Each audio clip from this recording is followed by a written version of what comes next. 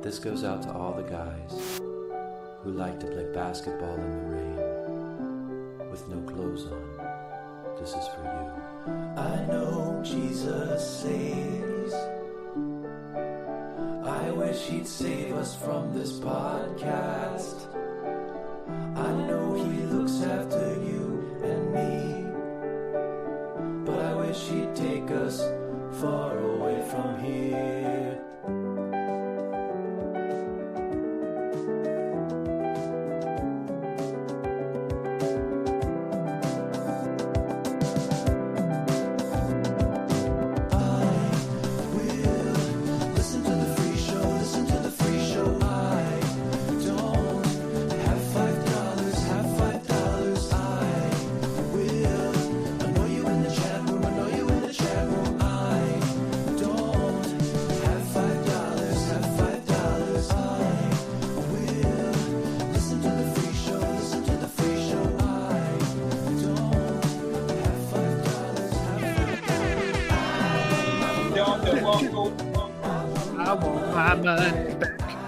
What it is, what it do, holla at me, baby. Welcome to IDM episode 103. 103.7. The Brown.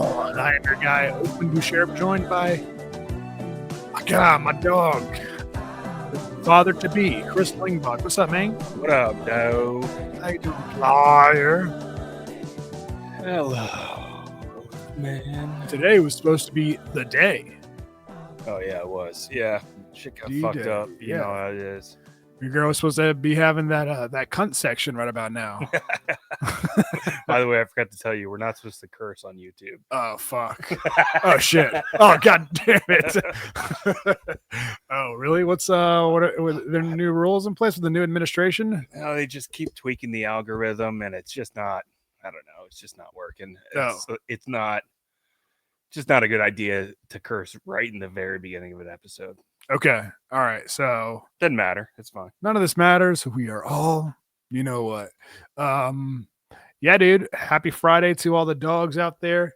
We were talking earlier this week. I miss the live element. We miss chatting with the dogs, and yeah, me too. I was thinking about that this week. Yeah. It's definitely an aspect of the show that's missing, but we'll plow through it and we'll get back to them pretty soon here once the baby arrives. It's just, I was thinking about it. I was like, dude, I can't rationalize when she could go into labor at any minute, being out at midnight on a Friday night, you know? Yeah. Wait, why would you be out? Well, because we were doing the shows from your house before we started. Oh, here. Yeah. I mean, yeah, dude, it'd be tough if we're right in the middle of the straight tree on and she's like, pants, we gotta go, shorts.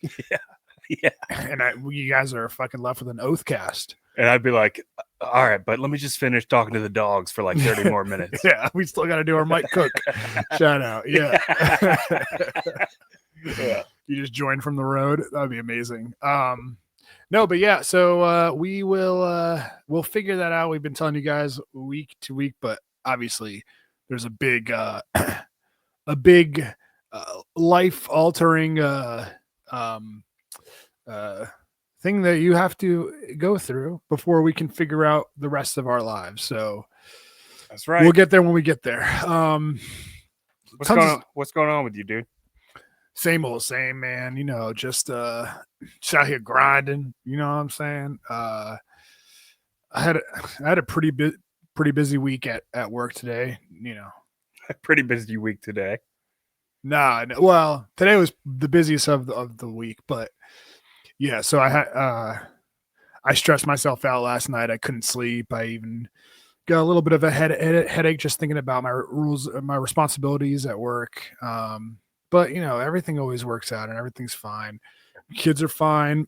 We got people coming over tonight and Saturday and Monday. So that's super exciting. You know, everybody always wants to see the kids and stuff like that. And honestly, it kind of sucks seeing people all the time, but they do a good thing where they kind of like keep them busy and they have fun with the kids, you know? So that's like the give and take of having to have people over at your house. You mean everybody else has fun with the kids? Yeah. You know, like my sister's coming over tomorrow. And Did she shave her armpits? I don't know, probably not. Oh, dude, she did the worst bit of all time this past. I should probably save it for the straight round, but whatever. She came over, which was nice. The girls love her. She likes to have play with them, and she's a lot of fun. But she's on this new this fitness thing, this fitness kick for the past like year or two. Fitness dick. Yeah. My bad. That's your sister. Whoa, dude. Whoa. Pause. I apologize. Dog. Come on. My bad. She's basically going through her Get Huge Club, era of her life. Yeah. And so obviously I've been getting huge in a different way the past couple, I don't know, decade. Give me a hell yeah. Give me a hell yeah. Give me a hell yeah. So we're at one of my neighbor's house, who they also have little girls, and our kids play together. And dude, she does this bit where she's like, "Hey, why don't you go to the gym with me?" Like in front of everybody. And I'm like, "Nah, I'm good." Like, she's like, I mean, it's just like $25-$30 a month. I was like, I already have a membership to a gym. Oh no. So it wasn't just like a one-time offer. This was, why don't you go to the gym with me every day of the week? Every morning.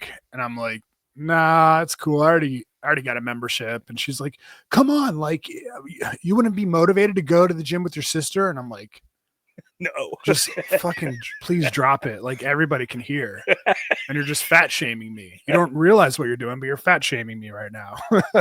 And I'm like, well, first of all, I got a good buddy who has been begging me to go with him every morning, and I can't commit to going with him. I was like, it's not the accessibility. I don't need a gym that's like $25 a month or close to me, or has people that I know that work out there. And yeah, I need somebody to come into my house, get me out of bed, put my clothes on, and then drag me all the way there. Yeah, I need a drill sergeant to beat down my door. And she's like, well, I think it could be a lot of fun and it would be good for you. I'm like, this bitch, like, first of all, do you know how jacked me and Shorts used to be? Like, don't talk to me about fucking being in shape right now just because you're into it now. But also, she's like, she does this thing. She goes, well, you wouldn't even have to work out with me. I could just give you the workout and you just do it on your own. I'm like, this fucking bitch, dog. Is she trying to tell me that I don't know how to put together a fucking workout plan? Do you think she did it on purpose to like try to get under your skin? No, dog. She just is in her fitness kick right now. And she just like, did we used to do that when we were in shape? I feel like we didn't. No, I was very much in my own bubble. I didn't bug anybody else with it because we're fat sympathizers. Yeah. I mean, we still thought we were fat when we were in great shape. Yeah, and now we are fat, and we still think we're fat.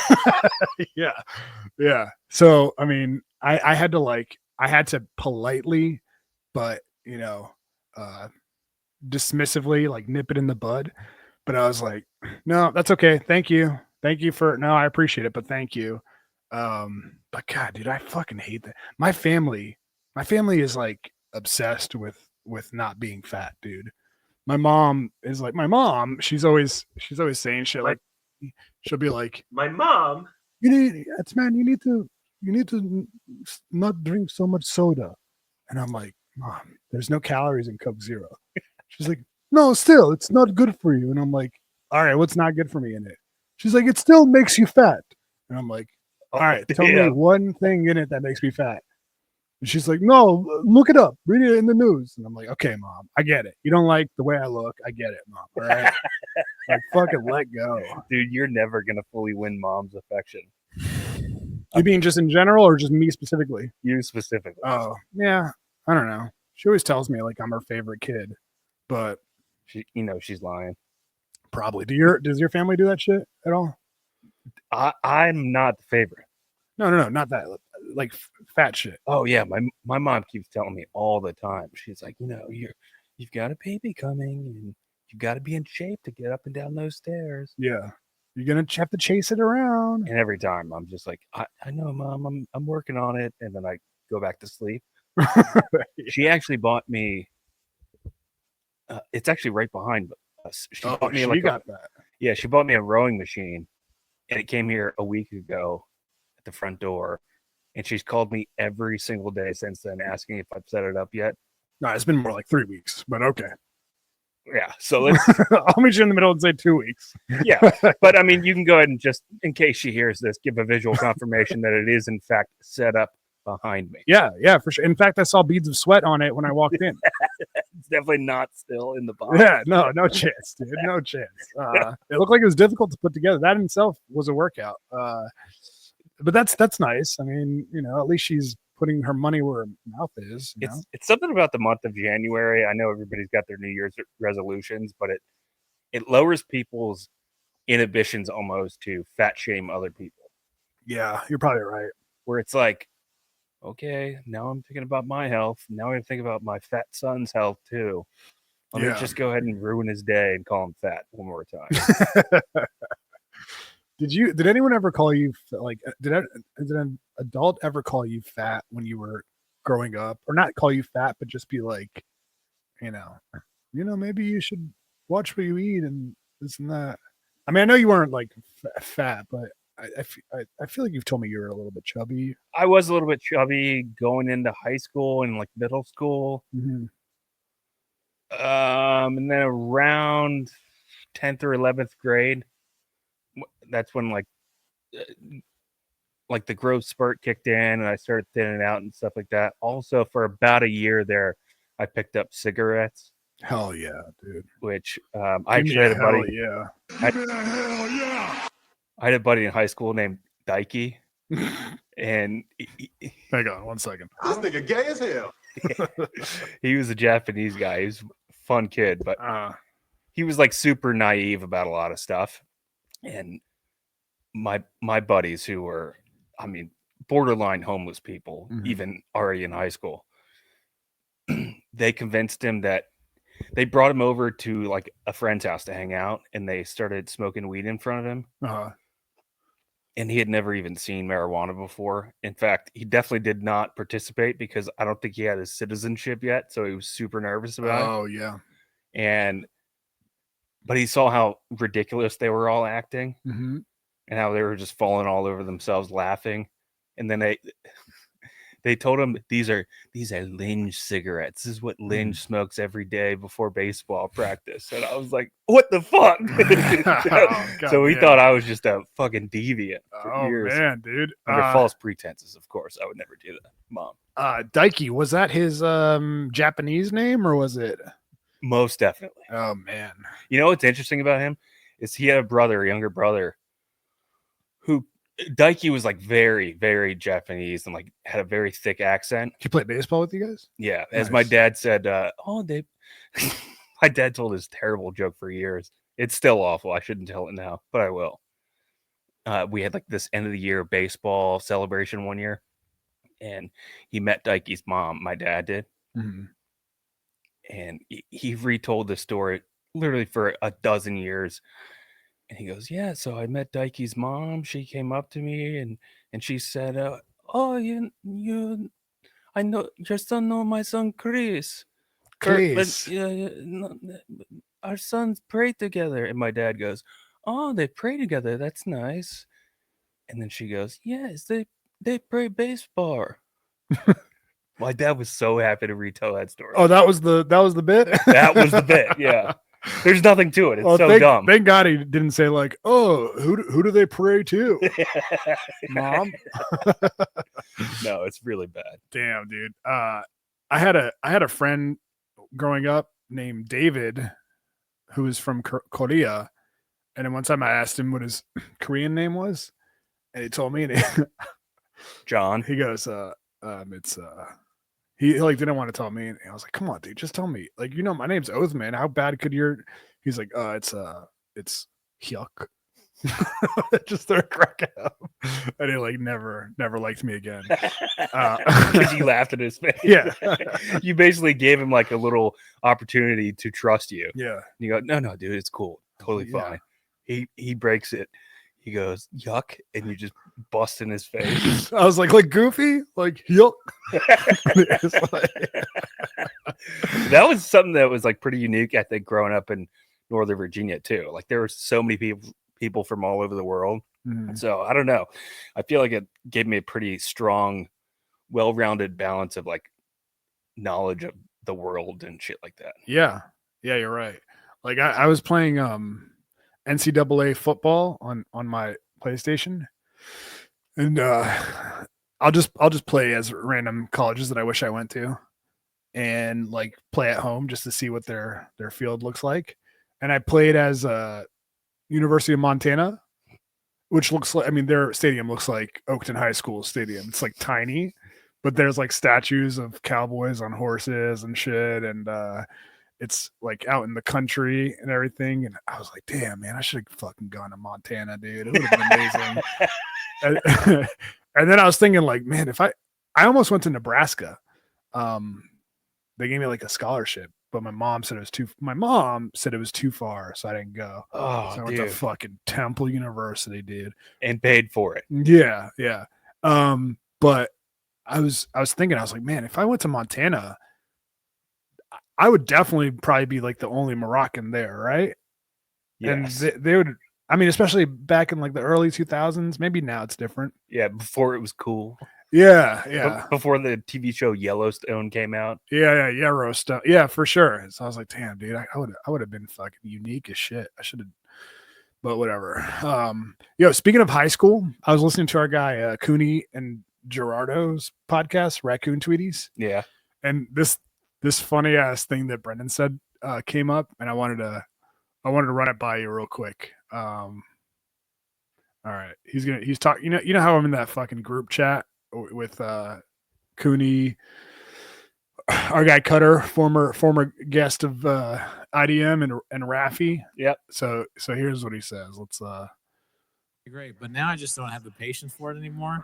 And I told him, like, listen, Cutter, of course, you know. And one of the guys in Virginia, friends back home, bothering me. Only trick shot I have is fucking toilet paper in the bowl, dude.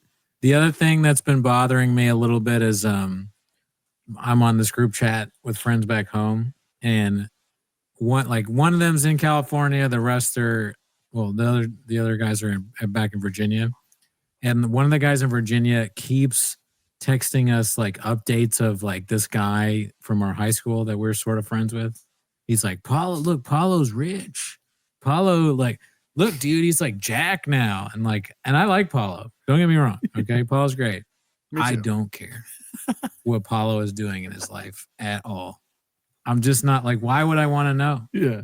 You know, and like he does this all the time. He's like, so and so is like this and that. And I'm like, I've held off till now. Like, I'm just like, okay, great. But now I just don't have the patience for it anymore. And I told him, like, listen, Cutter, of course, you know, it's Cutter because he's a piece of shit. I'm like, Cutter, and I mean this in a nice way. I don't care if anyone from our high school besides us is alive or dead.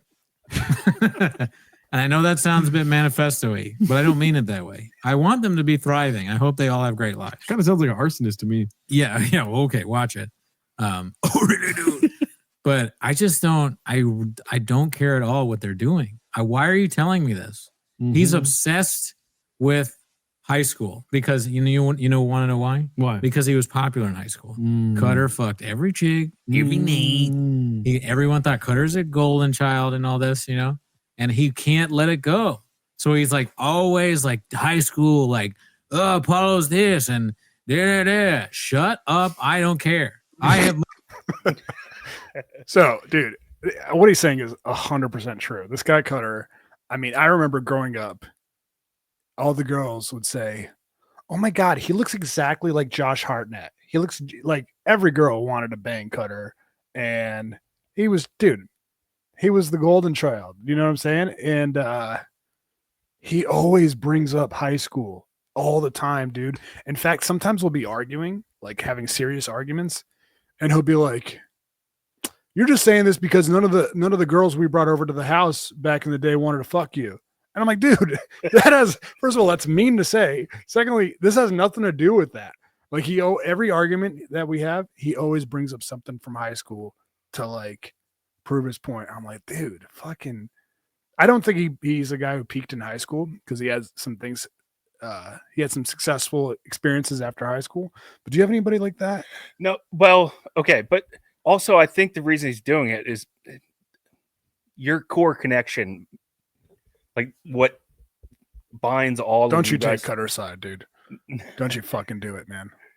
What binds all of you guys together is when you were all hanging out together during those years. So maybe it's kind of like a default like starting point for him. Mhm. But yeah, it is a little weird. And you do meet guys like that who are kind of obsessed with, honestly, dude, I feel like that every time we bring up the Get Huge Club. That's why I feel like embarrassed that we're still talking about Really? it. Yes.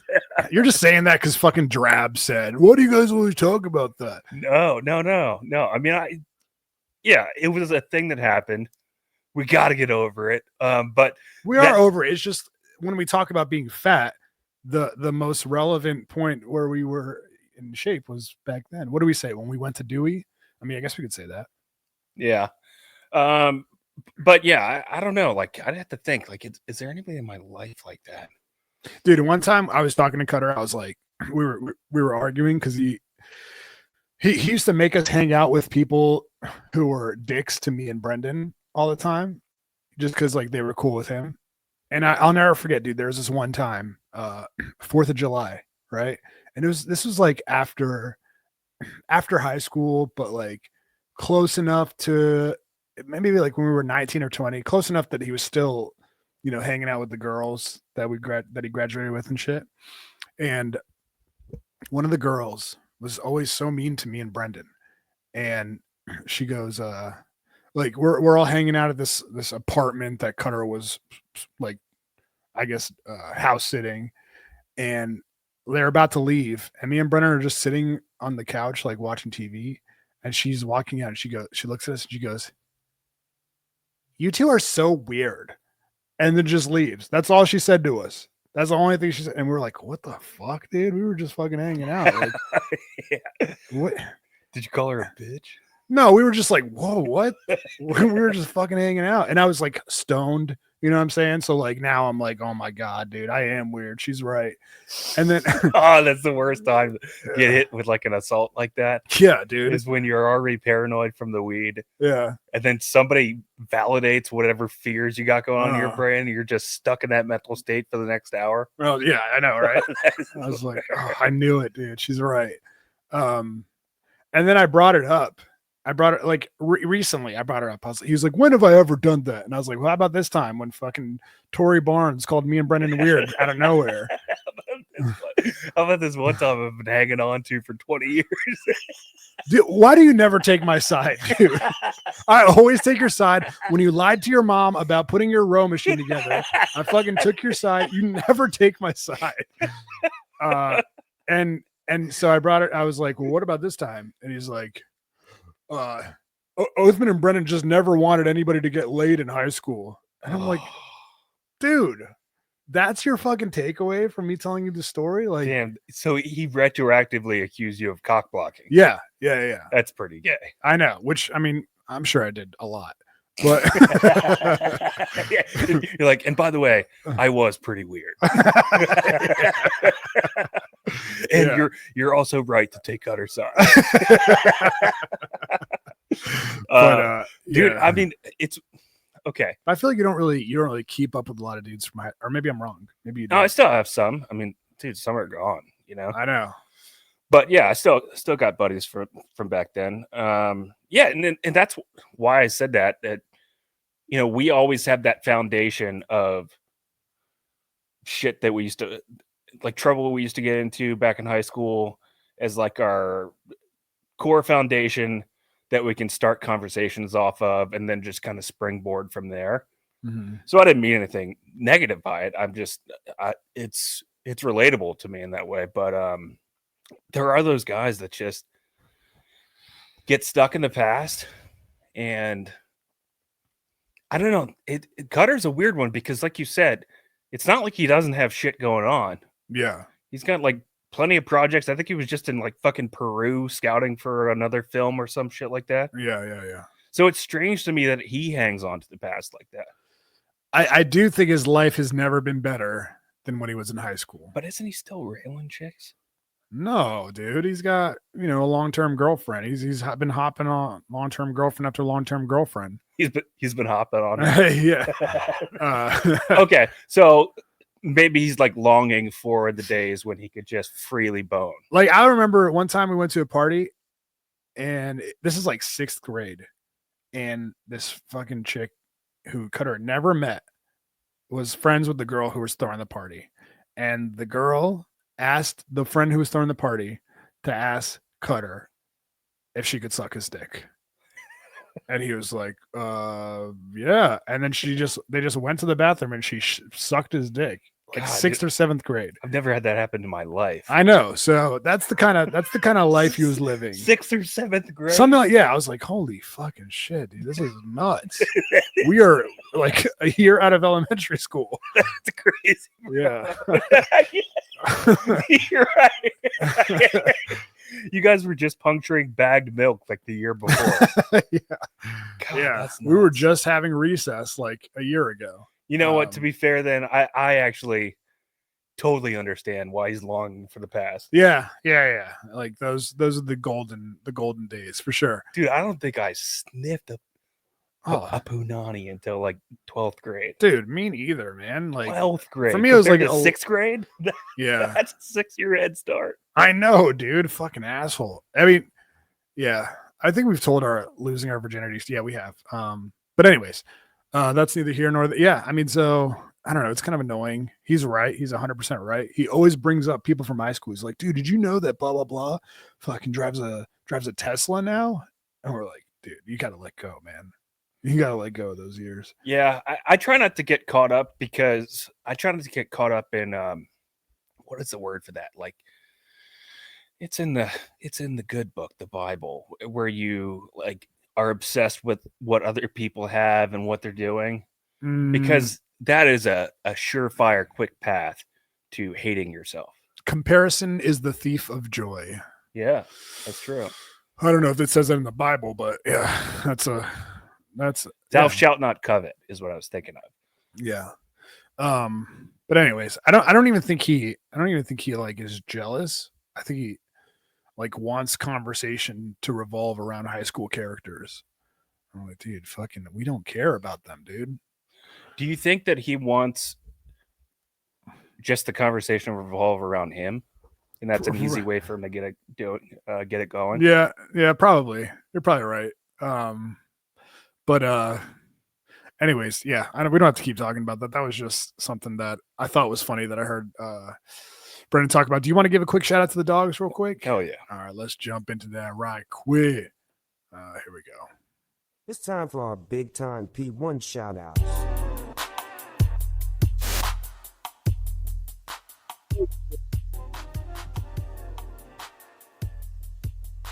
It's going. You can find us on patreon.com/IDMpod. Let's give a shout out to Alex, AJ McCown, Alex Davis, Brendan Cooney, Brendan Smith. Shout outs to Brent Wenzel, Brian Altman, Brian Busties, Tom Braun, Mexico. Shout outs to Danny Loudermilk, David Slap, Don DeMarco, Ernesto Ladon. Shout outs to Craven, Moorhead, James Faz, James M. Shout outs to our girl, Jen Montana, with a lowercase g. Shout outs to JP Flame, Kevin Smith, Korean John.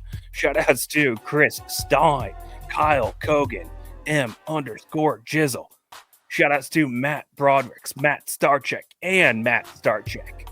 Shout outs to Max has a 1-inch penis, our guy Peter Rosencrantz, Phil J, Reggie, Ron Mexico again. Shout outs to our guy Brad Paints This. You can find his artwork on Instagram.com/Brad Paints This. Shout outs to Sean Kibler, William, and Lubomir. That is our $8 tier. You guys can subscribe on patreon.com/IDM for $5, or to hear your name on the next broadcast, $8, or to get your name down below, you can subscribe for $12. We got to thank our dogs. They support us and keep us going. Shout outs to you. Hell yeah. Shouts to the dogs.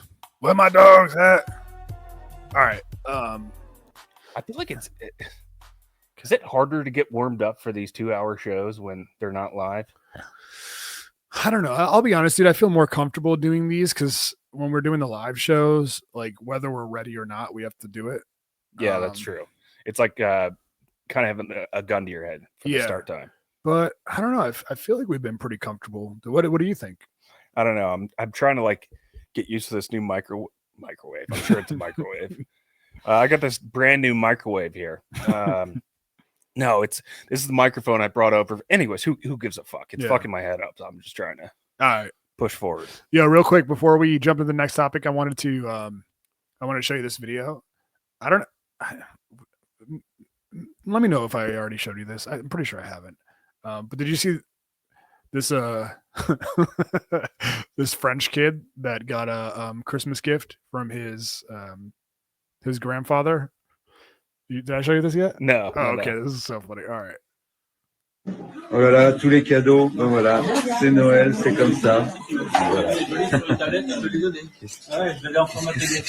Oh no. So oh no. It's like the dad is like, ooh la la, okay, qu'est-ce que c'est ça? He's basically saying, well, okay, what did we get for Christmas? And and it's like he looks like Simon Birch, the little kid. He's like 4 years old. He's got these big ass fucking bifocals on. Simon Birch is a funny boy.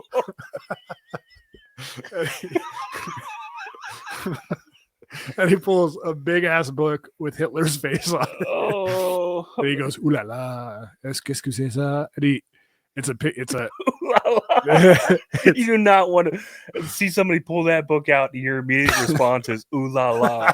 It's not good. And the kid immediately gives it to his dad. He's like, I don't know what this is. I didn't ask for it.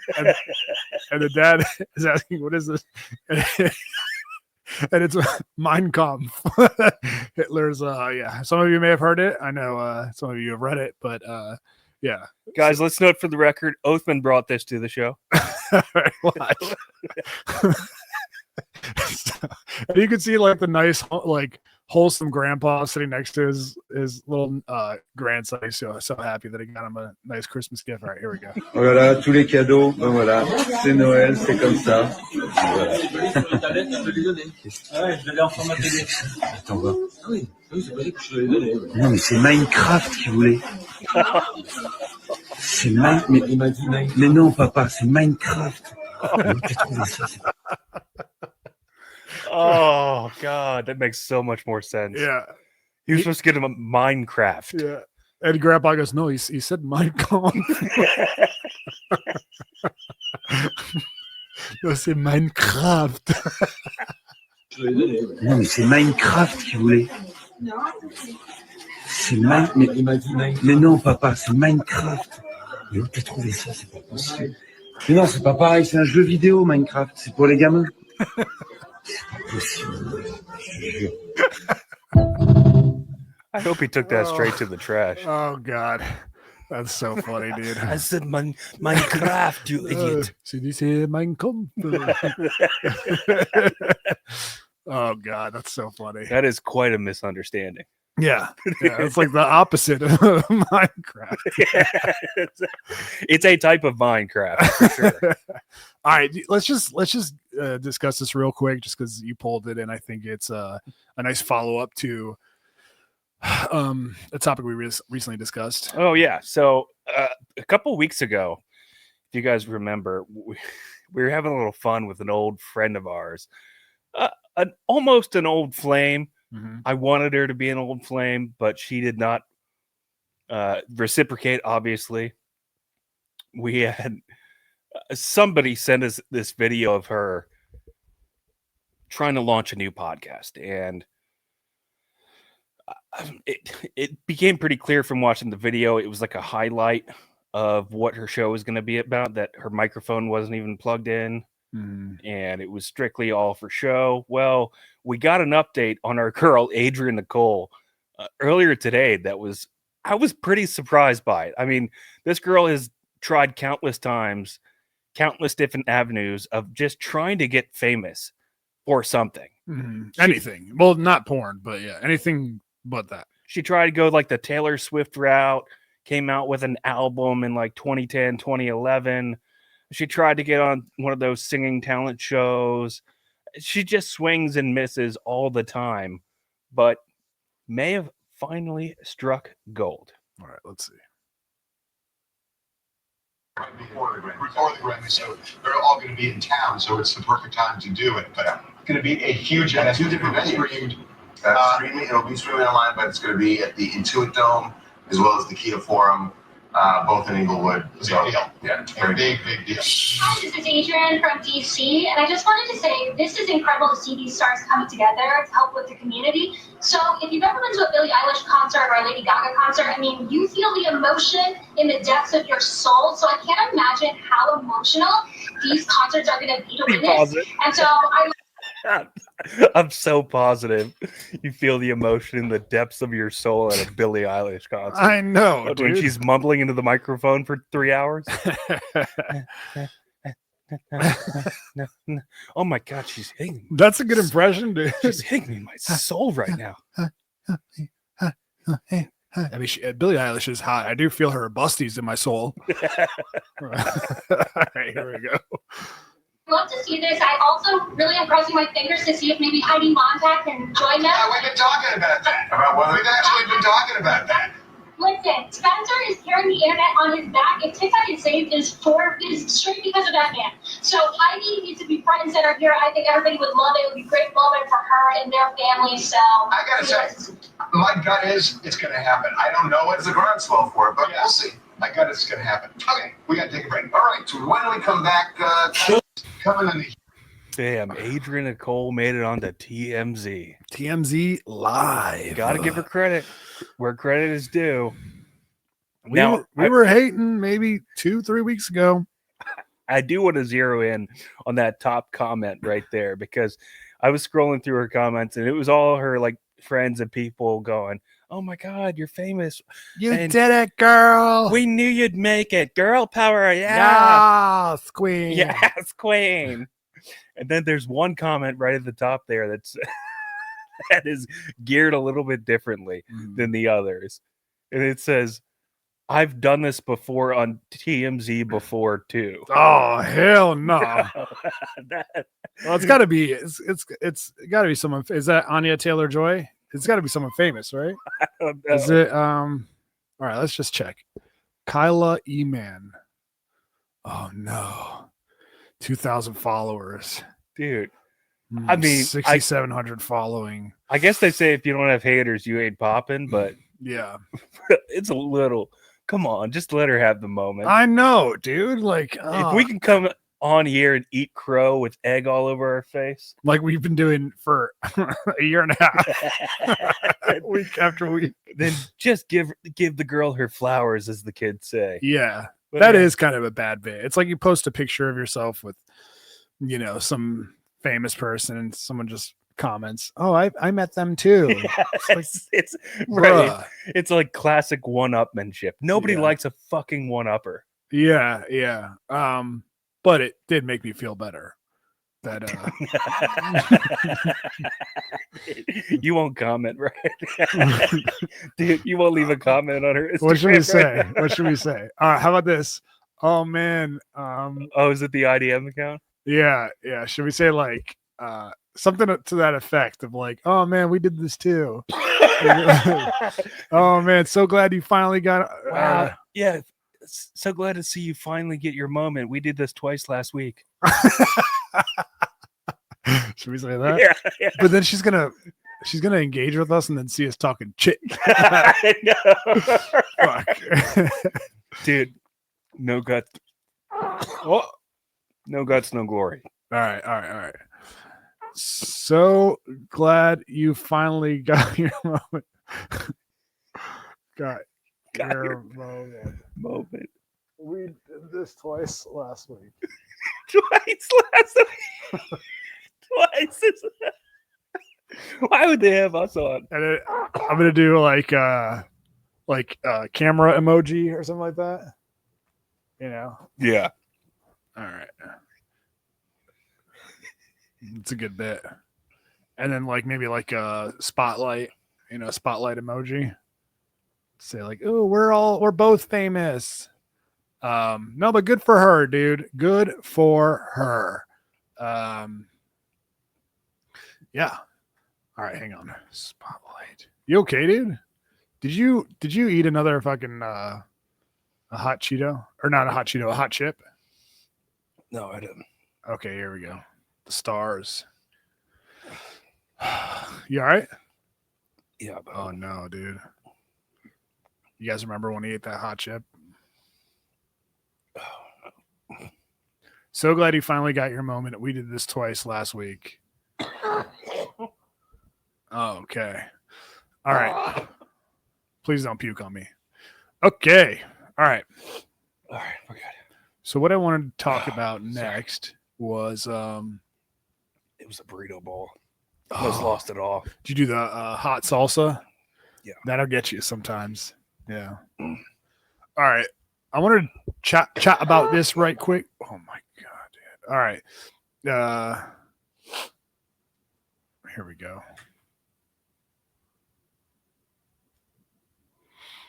Okay, so hang on, I'm trying to find it. So we talked a little bit about Rogan, right? And then he's the Sean Ryan bit. Did we wait? What Sean Ryan bit? I was gonna pull up the Zuck clip. Oh yeah, go ahead. Yeah. So I'm sure some people have heard of this and seen it, but Mark Zuckerberg, who has he's gone from weird tech oligarch lizard person to MMA fuckboy. Dude, this is the strangest shift on Rogan recently, by the way, where he's gone from, and I feel like it's happened all in the last month. All of a sudden, he's the guy that interviews billionaires every week. Yeah. Which super. I guess it's interesting once or twice, but it's like literally every week. Like he went from that Mark Andreessen guy to Mark Zuckerberg, Elon Musk. Like it's back to back to back to back every single week. And I don't know, it's just a strange look for Rogan, who has kind of built his career off of being the counterculture. Yeah, I mean, is that what counterculture is now? Just praising billionaires and picking their brains for 3 hours in a row? Yeah, it's strange. Yeah, because I mean, there was a time where he was, the dude that middle America country boys listen to because, I think they still do. I know, but they do it because out of habit now. If he was starting this shit off being like, I'm gonna talk to these fucking rich weirdos. Yeah. But yeah, I mean, I think Mark Zuckerberg, without, no sports, no politics, guys. I think Mark Zuckerberg is the weirdest to me because everybody has been saying for the longest time, this dude is not human. He's like an alien. And, he always has said and looked weird and done weird things. And now that he's like, this is kind of why I have a love-hate relationship with MMA. You know what MMA really is, dude? It's like a gateway. MMA. I look at MMA fandom on a spectrum, and it's mostly fucking weird, fucking room temperature IQ, like super testosteroned out, fucking aggro dudes. Like the on one end, mouth breathing, knuckle dragging crowd. Yeah. Who, I mean, I've gone to many MMA events.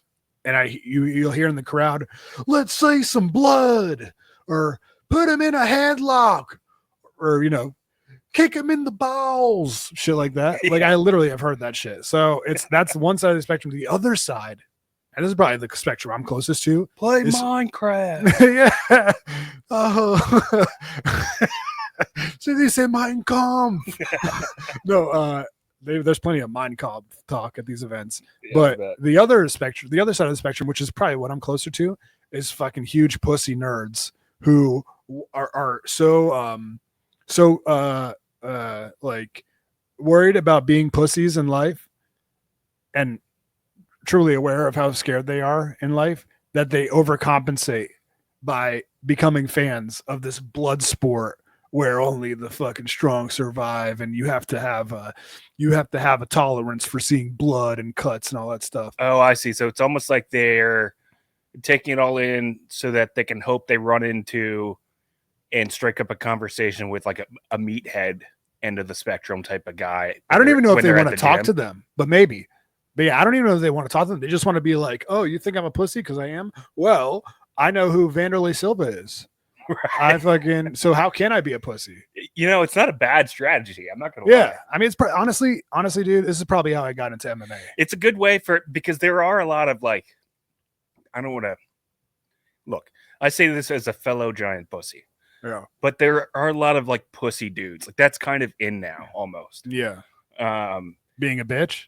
yeah, just kind of being a bitch and getting pushed around by your vagina. Yeah, You know what I'm saying? Right. You know what I'm saying? Vagina. So it's very in vogue now. And maybe that is kind of a simple little hack to maybe trick girls into thinking you're a little bit more masculine than you actually are. yeah, for sure. Like, I could see myself maybe doing that if I was still in the hollering days. Like, Yeah, no, I don't just read books. Like, also, I love like the different weight classes in the UFC. Did you know what a featherweight is? yeah. I mean, I think that okay, for instance, I think now it's at a point where it's so mainstream that a guy like Bob the Builder can be a fan of it without being on one side or the other. Sure, yeah. But I think, in the early 2000s, it was very much a niche sport, and you had to seek it out. Like it wasn't on TV everywhere. It wasn't even considered a sport. It was on Spike TV sometimes, and that was it. Yeah. So you had to seek it out. And I feel like the people who really sought it out were huge pussies like myself or meatheads. But anyways, so I think Mark Zuckerberg, clearly a huge pussy, right? Like, Definitely. Yeah. Definitely. So he has become a fan of the sport probably through this avenue I'm talking about of like, I want people to think of me differently. Let me learn how to do jujitsu. Oh, let me sit front row at UFC events. People will think of me as a tough guy. Which, to be clear, is good for the sport. Yeah. It is. brings more attention to the sport, and it kind of, to borrow some wrestling parlance, helps put it over a little bit. Yeah. So anyway, so now he's an MMA guy, and through that he has met and befriended Joe Rogan, and I think Joe Rogan is kind of trying to feel him out as like, can we be friends? Can this be a thing type deal? So he's had him on his podcast twice. I think this is the second time he had him on. Wait. Do you think that there's a bunch of like pajeets out there who have grown up idolizing Mark Zuckerberg and now they're like really getting into MMA and details, and they're like, "What is that? Johnny Bones Jones. One day he'll come back and dominate the entire what do they call it? Division, the sport, entire division, promotion." Yeah, I mean, maybe. I don't think there's a single Indian dude in the UFC. There are two Moroccans though, so we're dominating. By the way, I don't know if you saw this on our subreddit, the It Doesn't Matter podcast subreddit. Mm-hmm. Somebody posted a photo, I think yesterday, Mm-hmm. of an upcoming fight, and it was funny because there was like two Arabic-ish looking guys. Yeah. And they said, "Wow, I can't believe Othman Boucherib is fighting Othman Boucherib." That's funny. That's a good bit. All right. So he has him on a show, and like I said, he went from lizard person who you can't trust, and probably still can't trust him, to MMA fuckboy. He's got the broccoli hairstyle. He's got the long golden chain hanging down his black shirt. And so he's talking to Rogan, clearly trying to establish that he's one of the dudes. By the way, this is the weirdest part about when these billionaires are on, the fact that they're trying so hard to look like common folk. Yeah, you're right. Like yeah. the shirt that he was wearing, because I saw a big part of this interview. It looks like a plain, ordinary shirt, but he probably bought it from like Keith or some shit like that. Yeah, it's probably Balenciaga. Yeah, it probly cost like $4,000. Yeah.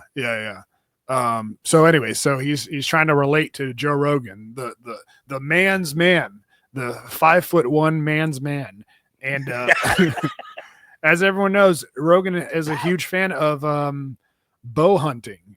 So that topic comes up, and here's how it goes. This is where meat comes from. Yeah. And Although then- my favorite is bow and arrow. Mhm. I mean, that's, I think, like the most, that feels like the most kind of sporting version of it. Yeah, if you want to put it that way. And you just kind of go and hang out. And Yeah, it's and you like, have to be fit. Yeah. Especially if you're mountain hunting. And then actually carry the thing out. Yeah, and carry the thing out. Yeah. Yeah, no, I mostly use a rifle just because it's so much more efficient. You know, your conversion rate is so much higher. But it's What kind of bow do you have? gosh, I didn't get to do it this season, but Do you know the company that makes it? not off the top of my head. I have a You few. have to know. You Yeah, have to no, know this all is that embarrassing. stuff. This is embarrassing. Do you know how old it is? No, it's not old. Okay. I think it's like a Did you get someone to coach you? yeah. Who coached you? It's basically a bunch of the guys who This is where meat goes. Oh, The God. captions are hilarious. Quote unquote, the guy.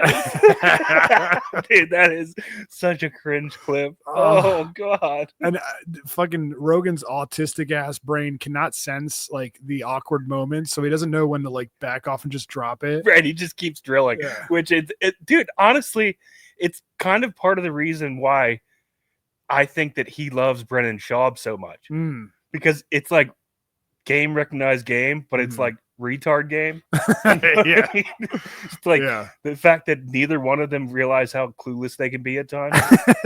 Yeah, you might be right, dude. Yeah, because I mean, I feel like you or I mean, you could sense with that first. Actually, you could sense before he even starts asking questions when he says, "My favorite is bow and arrow." Yeah. Like, Yeah, no, most hunters don't call it bow and arrow hunting. They just Yeah. call it bow hunting. yeah, you should have been able to sense like, oh man, this guy's trying to suck up to me. Like, let me not make it more awkward.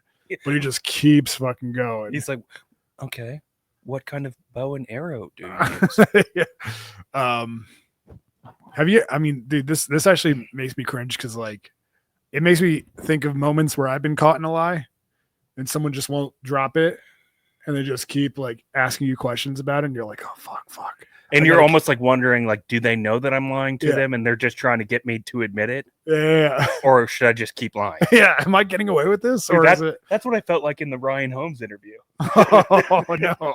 I mean, Brian Holmes. Yeah, sorry. yeah. Brian Houses. What I was like, holy shit, this is going to work. multiple questions or like The entire 3 hour oh interview. shit. Yeah. Yeah, dude, that's rough, man. Yeah, I mean, But isn't that a part of like what Zuckerberg is there to do? Yeah. That's why it's so on the surface, even it's so phony to me because he's sitting there with the purpose of selling himself as an everyman to the masses. Look, I realize I've come off robotic and like a fucking computer algorithm in the past. Yeah. Let me show up and talk to Joe Rogan about my bow hunting skills, even though I don't know the name of my bow. I can't even tell you how old it is, but I can tell you that I learned how to use it from the guys, quote unquote. It's just a very telling, it's like a tipping of his hand as to what his motives are for being there, in my opinion. Interesting. Yeah. Yeah, that's a good point. Yeah, because he's catching a lot of heat for this interview. And I will say, there were moments where he was likable. I'll give him credit for that. Really? Yeah, like he was talking about a lot of the media training that he gets done, and when he first started doing TV appearances, this is like 2012 to 2015ish is probably when he was referencing. He said he would go on and he would talk for 20 minutes to a TV interviewer, and then it would cut a 30-second soundbite, and he goes, "Great, I look like a fucking idiot." So I don't know. I thought he did have some endearing moments in that interview where it's like, all right, at least he is acknowledging that sometimes in the past he has come off looking like a complete and total weirdo. But I think it's so ingrained in him that he just can't escape it. He can't outrun it. The first time we talked about Zuckerberg, do you remember what it was? Him at the UFC. Yeah, him at that UFC event. Yeah, which was another moment of him being very robotic and weird. Yeah. And what happened there? He walked out with a fighter, and he was like trying to, just fit in, nodding his head, and like, yeah, we're gonna beat this guy's ass. And then the fighter was like handing his shirt and his shorts over to the dude, and Zuckerberg didn't know what to do with his hands, so he just kept like reaching out and trying to grab shit. Oh yeah, he kept trying to shake somebody's hand, and they all just kept walking past it. Yeah. That's a great. Yeah, he's been trying to get accepted into the the MMA community for a while. I guess going on Joe Rogan will do it, but I mean, it's not working with Luke Thomas. It doesn't sound like it's working with Othman Boucher either. Well, dude, I see right through it, man. It's like, you remember when I said I hate fat dudes that try to act like they're tough, because I know that they know that they're fat and they're not tough. You mean the guys that like walk around telling everybody they've got alpha energy? Yeah. When most alphas never acknowledge that they're an alpha or not. Yeah, right. I see right through what he's doing, man. I see right through it, Yeah. He's trying to rehabilitate his image. He knows he's probably universally, or at least in this country, like people don't look at him favorably. Actually, have you seen The Social Network, the movie? Yeah, it was. I've never seen it. Jesse Eisenberg. Was it Jesse Eisenberg? Justin Timberlake. And yeah, that's right. Yeah. Does that movie? It makes him look shitty, right? Yeah, for sure. It makes him look like a weirdo who was like hung up over his ex-girlfriend. But like they claim he stole the idea, right, from his. Yeah, it's been so long, but yeah, I think that was a key part of the movie that they tried to convey. Yeah. So I mean, people are always shitting on him, so he probably. I mean, who knows? Maybe he doesn't give a shit. Maybe I'm off about all this stuff. But wasn't it that? Yeah, because the other characters in that were the Winklevoss twins, right? Oh yeah. And the Winklevoss twins were the guys that claimed that he stole it from them or something. Yeah.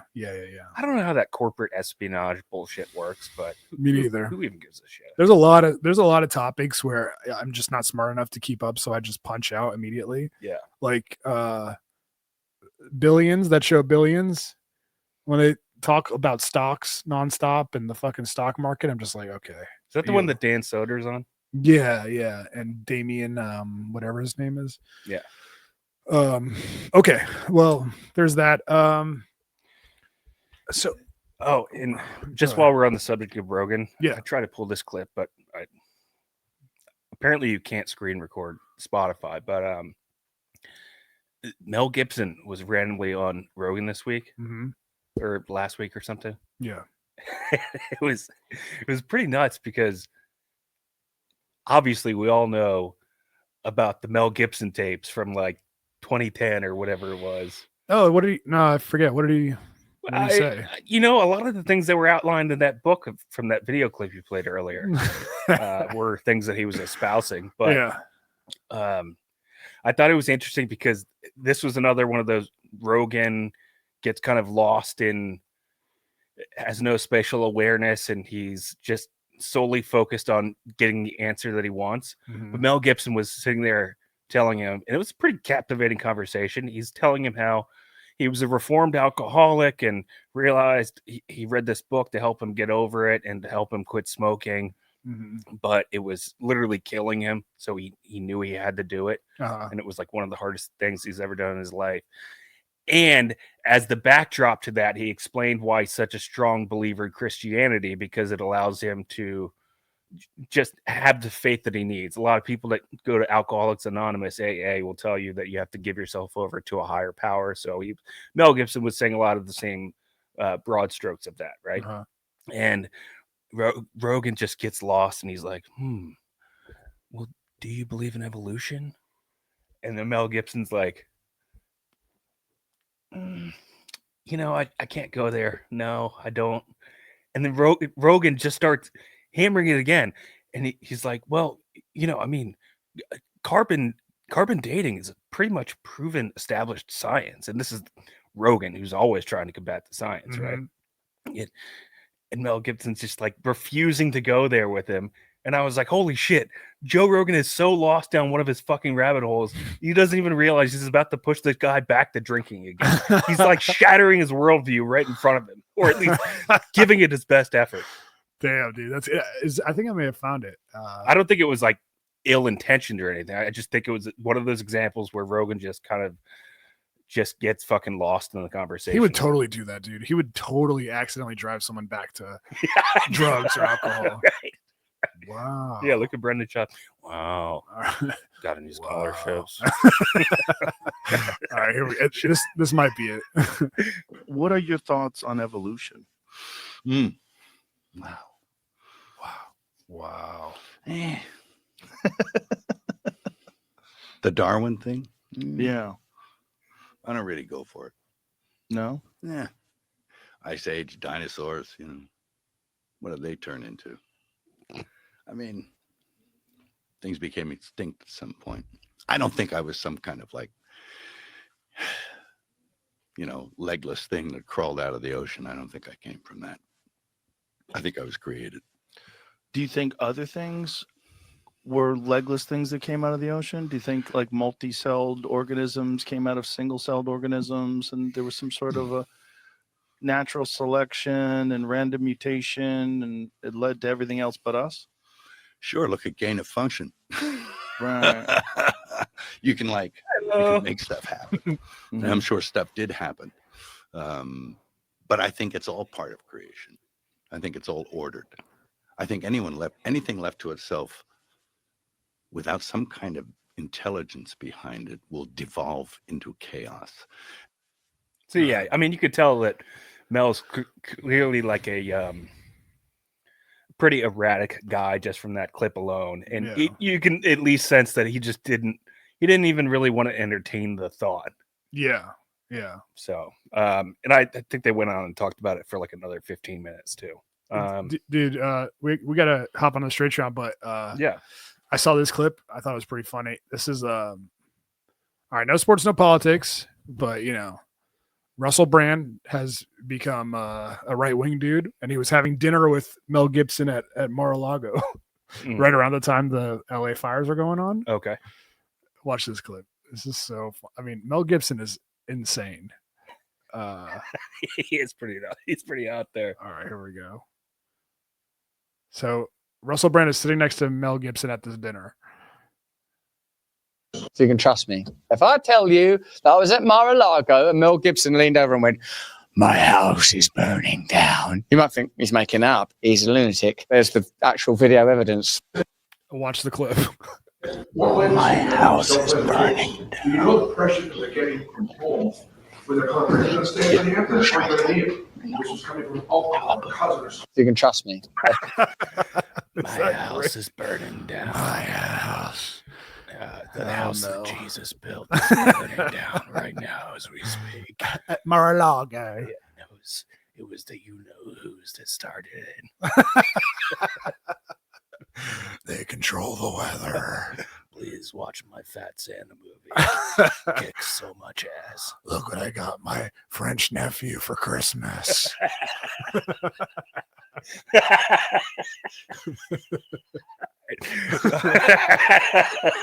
All right, we got plenty of stuff for the straight Sean. We got some. My guy Adam McNair sent me a ton of Indian street food clips that I wanted to review with you. We got I found a hub for porn. No, I'm kidding. I found a hub for crappy music. Yeah. That you remember we did that bit that I think is gonna help this be a more regular segment. Yeah. I know, dude. I gave you the thumbs up. And the other thing, dude, Cameron versus Jim Jones. 50 Cent and Cameron versus Jim Jones. Not the Kool-Aid guy, the rapper. I think you guys will like that. But before we do that, as always, as we do every week, got to give a shout out to our guy, Money Mike.